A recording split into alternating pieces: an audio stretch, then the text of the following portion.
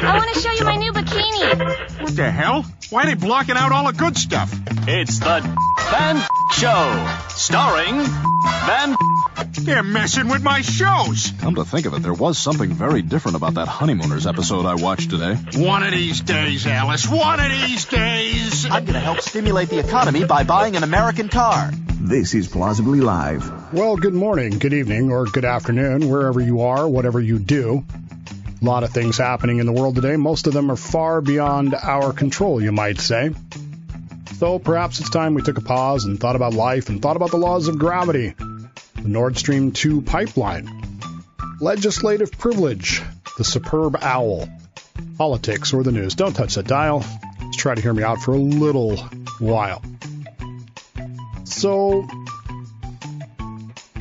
remember when Joe Biden stood up in front of a press conference in Germany and he said this?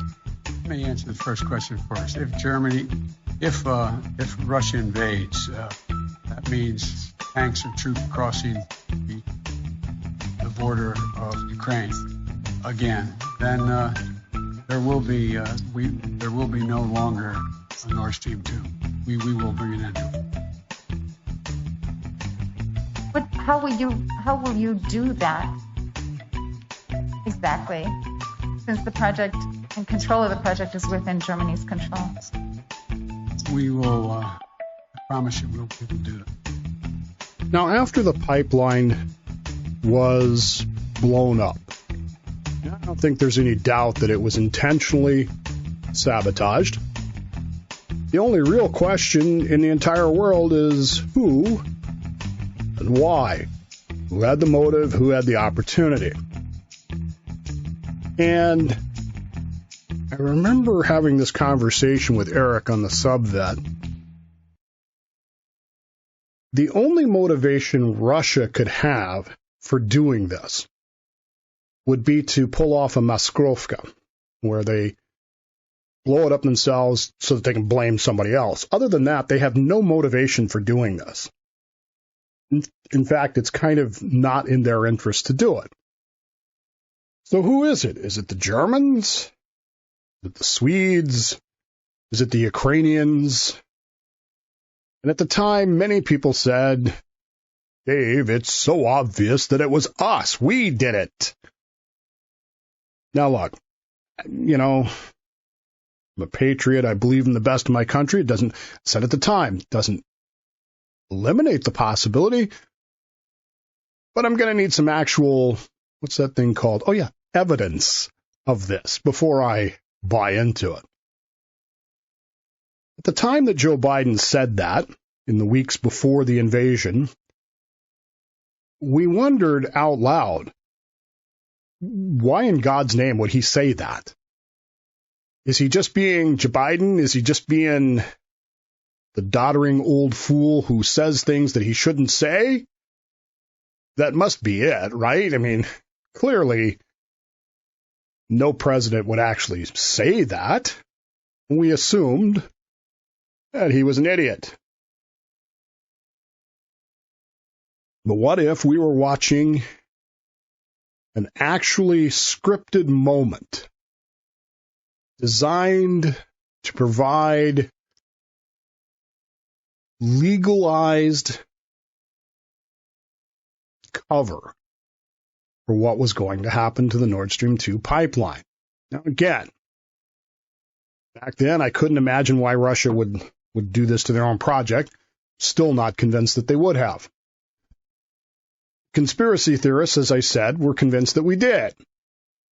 There wasn't any evidence until the day before yesterday when Seymour Hirsch's bombshell article hit Substack, and all of a sudden the whole world is going over this. Now look, Seymour Hirsch is not the guy I go to. Some people do.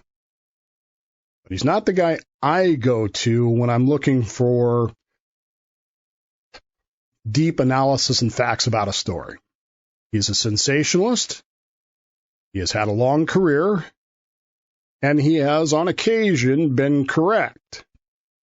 But in most of the cases where he was correct, there was corroborating evidence. For example, he broke the story about the My Lai massacre back during the Vietnam War, which, again, came with evidence. We had photographic evidence. We had a court-martial. We had an Army investigation. We had evidence of this. In 1973, 1974, he was one of the reporters who followed in the footsteps of Woodstein and Bernstein covering Watergate, and later wrote a book about Henry Kissinger, which I can assure you at least 10 people have read. I'm not one of them. I can't imagine in my life. I'm just sitting here trying to think. I was a kid in the 70s, you know. Henry Kissinger was on my television every night.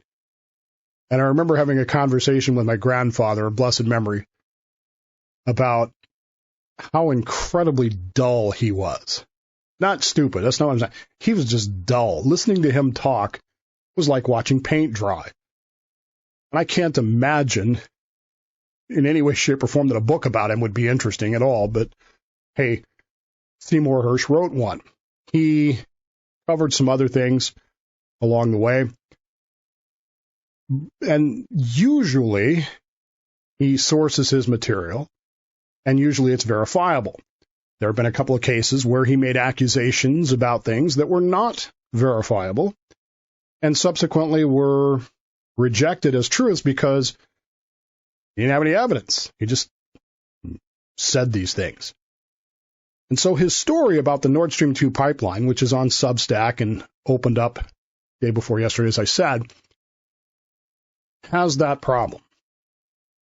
It has the problem that it's a single source, it's an anonymous source, and no other news agency has been able to verify that source or verify the story. If the story was an absolute truth, I think you would have people coming forward talking to other news agencies saying, yeah, I told him that, and this is how I did. It's not happening, which does cast, in my view, significant doubt on the story. It's very sensationalist. It's very Seymour Hirsch-ish. But the problem with the story is it has something going for it that makes me kind of wonder. And it goes back to what Biden said that day about we are going to end the Nord Stream pipeline. We have always assumed for the last year that he was just being stupid, that he was talking out the side of his ass, had no clue what he was saying, and when the reporter says to him, but how are you going to do that? He just says, we're going to do it. And we have always assumed that he was off script. But what if he wasn't off script? According to Seymour Hirsch, the story, now again, giving it its due, it's not sourced, and it is not verified. I'm not saying I believe the story. What I'm saying to you is, yesterday, day before yesterday, I was certain that we had nothing to do with it. Today, I have doubts. According to Seymour Hirsch, the story is that the Navy was used and that the Navy divers that were used were not, in fact, Special Operations Forces. This is important. In order to conduct a special operation, a secret covert operation using Special Operations Forces, the military and the intelligence apparatus is required to brief Congress, the Gang of Eight, prior to that event taking place. But if you don't use Special Operations Forces, SEALs, whatever, you don't have to do that. Moreover, if you tell everybody on the face of the planet that you're going to do this at a broadcast press conference, which then every conservative in the world, including me, turns around and comments about, thus increasing its reach, and then it happens, It's not a covert op. And as military operations go, it's not secret because he told you about it.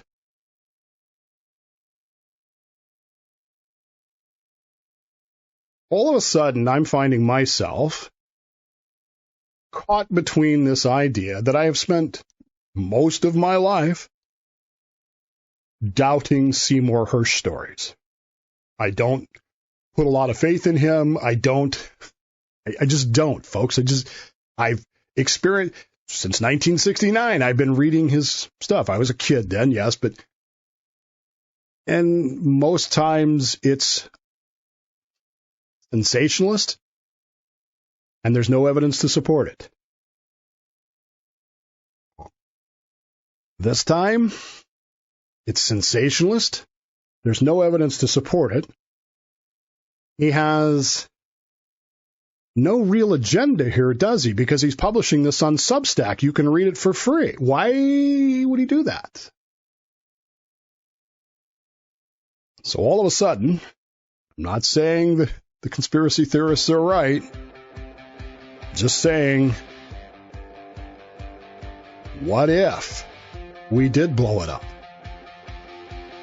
Do you realize how close we came to World War III over that? And may yet?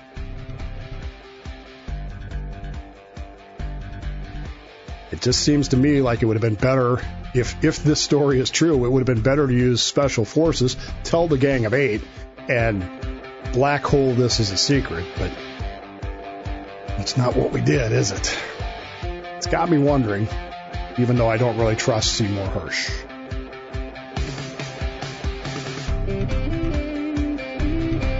I'm Bill Beck with WMMB Radio in Melbourne, Florida, where we have a governor that will actually stand for what's right. My show airs mornings from 6 to 9 Eastern. Every day we discuss news, politics, and social issues that impact us all. Tuesdays in our 8 o'clock hour, Dave joins me for something we call Dave Does History, where Dave brings us events from our past that contain lessons for right now.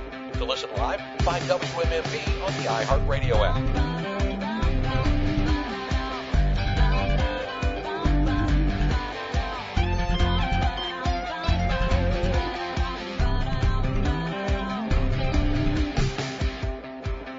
But the other night, I'm sitting in my Torah class with the rabbi at the synagogue, and we were learning about Talmud and the way Talmud was put together. Now, I'm not going to talk about Talmud. You may have noticed that over the past few weeks on Fridays, I tend to speak a little bit more about my faith and things that I've learned. I'm not really going to go into depth on that this week. There are some things that I learned this week that I would love to share with you, but the interesting thing in class was we have a diagram of Talmud, the timeline, and at the bottom it says X date, Talmud redaction completed. And we have a pretty diverse crowd at the synagogue, and some people, probably a third of the people there, English is not their first language, and so they were not clear on what the word redacting mean, because redacting is one of those words that in English, much like the word collaborate, has a negative connotation, even though that's not technically the definition of it. Collaboration, to me, and I've said this many times, is bald French women who slept with Nazis. Even though that's not technically what the word means, it has a negative connotation.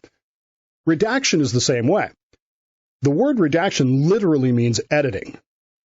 And maybe the people who put together that chart could have used that word. Editing of the Talmud is complete. Compilation is complete. But they used the word redacting, and it threw people off because in their heads, redaction means blacking things out, right? And so we had this conversation about the word redaction actually just means editing. Maybe they could have chosen a better word, but they didn't, and on you go. Here in Washington State, we've had quite the debate over the past few weeks over Washington's legislature and the Democrat Party's claim of legislative privilege. Now, the idea here is that they can hide nonverbal communications, emails, texts, notes that are taken. And they do this, they justified this by saying, well, what the law says, except that's not what the law says. It says what you say on the floor is protected. Nothing else is, right? And so there's been this huge argument about it. And this week, the legislators in question released the redacted documents so that we could actually see what they were talking about. And to no one's real surprise, here are some of the things that were in the redactions. Quote, how much longer are we going to caucus? Should we just grab sandwiches or lunch while we're meeting? Hey, just making sure everyone is aware that it's beef day. They should be set up on the front steps. No idea what that is. Beef day? I don't know. We should ask Ford lobbyist Becky to drive up in the new electric pickup for us to take pictures on. My colleagues' friends' parents had that same paneling in their basement, along with a bathroom with floor-to-ceiling shag carpeting. These are the things that were released as having been redacted under the concept of Washington State's legislative privilege idea. And suddenly this was released to us with, see, we don't know what you're upset about. Now, why would they release this drivel, as it were? The immediate response to it was, kind of like, oh, well, okay, I guess it's just not that important. One of the political people involved with all this was interviewed by the paper, and he had an interesting thing to say.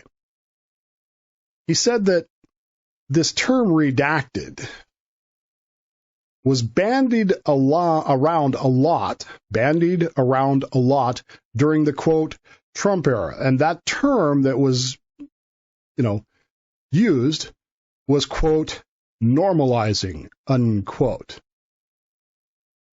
Then he went on to add this, and I'm going to read you his exact words because I don't want to mess this up. You ready? Quote, I think the reason that you redact records like this, records that are just silly to redact in the first place, is about normalizing the blacking out of records.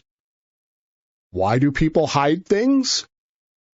Sometimes you hide things so that it will be normal when you really have something to hide, unquote. In other words, the Washington State Legislature's argument is, number one, this is normalizing. And who taught us to normalize? Why, it was Donald Trump. See, if we are actually doing something wrong here in Washington State with this idea of legislative privilege, well, it's Trump's fault because he normalized redacting of documents. Look, I worked for the government for a decade. I'm almost 60 years old. I'm telling you, Trump didn't start this. This was not Trump's doing to normalize this. This is what the government is. For God's sakes, go back and read World War II letters from soldiers and sailors to their lovers back home with the black lines. Hell, it's a plot line in the book and the films Catch-22, where they're editing, they're redacting things out of letters because they might be a security risk. And then you got a guy that is just randomly redacting words because he's bored. It's a funny section. If you've ever read the movie Catch-22 or read the book, this has been going on for a long time. But now the idea that the government admits that it is redacting stuff, well, we have this release of some banal, fluff conversations to convince us that this is all just a big misunderstanding, and Trump's fault. And we should just trust them. See, it's just all a big misunderstanding.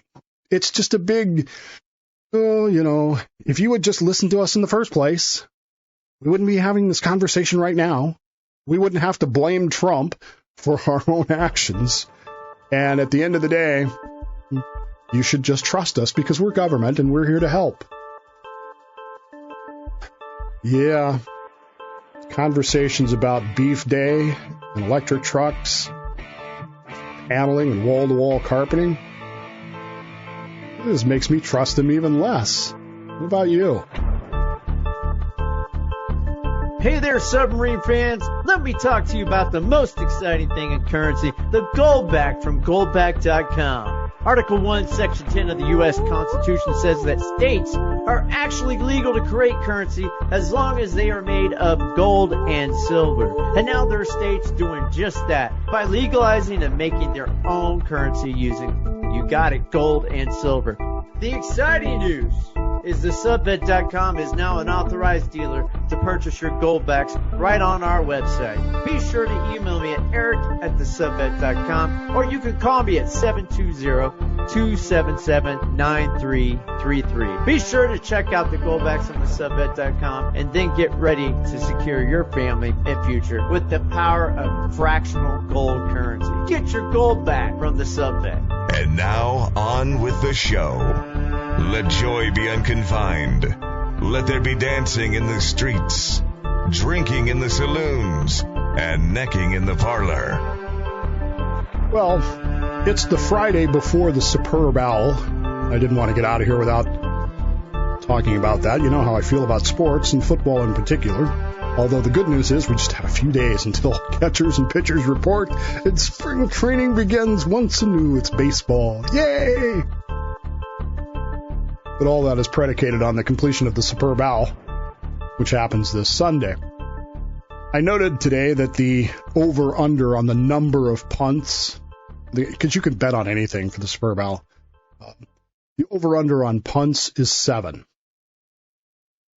I'm going to take the over. It's counterintuitive. Most people are saying take the under on that because both of these teams have very good offenses that are able to sustain drives, and both of the coaches like to go for it on fourth down, and they have long-range field goal kickers. So they're going to tend to go for it in positive territory, which is something that I'm in favor of anyway. And so it just seems counterintuitive to me, but I have a gut instinct that when you're talking about the Superb Owl, people's nerves tend to get them. And particularly in the early parts of the game, things are not as smooth as they would like to be, or they tend to fall apart later on, a.k.a. the Denver Broncos in 1987, 1988 Super Bowl. Anyway, I'm going to take the over on that. I think there's going to be more than 7 punts. If you'd like to take me up on that, you can send me an email, dave@thedavebowmanshow.com, or text me 209-565-DAVE. I don't know what we'll bet, maybe a cup of coffee or something, but I'm going to take the over on the punts. My general prediction for the game is, I'm not sure. This is one of those hardest games. My wife is texting me, sorry. This is one of those, she's getting ready to leave from work. And anyway, this is one of those games that, boy, I just don't have a strong feeling either way. The Eagles, I think, are a little bit overrated. They had a very easy schedule during the regular season. At times when they were supposed to be really good, they laid eggs. In the playoffs, they beat the Giants, who are, again, my favorite team, one of my favorite teams. I grew up a Broncos fan, but for those of you new to the show, I grew up in Denver, the AFL era. I was a huge Broncos fan. But when I grew up, you had 2 favorite teams because you had an AFL team and an NFL team. The 2 were not the same. And so my NFL team was the Giants. Always loved the Giants. Anyway, they beat the Giants, but the Giants are a rebuilding team, and they weren't even supposed to be there. They sort of lucked into the whole thing. And then they beat the 49ers, who had no quarterback, had no team. I mean, they were, it was a disaster. So there's a lot of people doubting that the Eagles have that. So the Eagles may have that chip on their shoulder saying nobody believes in us. The Chiefs have been there. They've won it. They've lost it.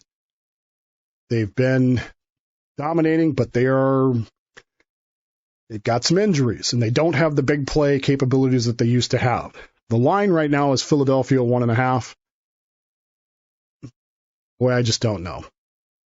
My rule of thumb is I always take the AFL team unless it's the Giants, because then I love the Giants and I can't bet against my Giants. So I'm going to take the Chiefs, take the 1.5. But I don't know. Nothing would surprise me in this one. It really wouldn't. And we'll see what happens. We're not going to talk about it on Monday, though, because on Monday, Judd Spitzer will be here. And Judd is involved with a nonprofit group down in Florida that deals with fentanyl, heroin, that sort of thing, and getting people saved from that stuff. And I mentioned the other day that I have a lot of questions about fentanyl, and I was talking with Rod about it, and then it just hit me, wait, Judd does this. He works with a nonprofit that does this, so I called him up and said, hey, let's talk about this. And so he will be here on Monday.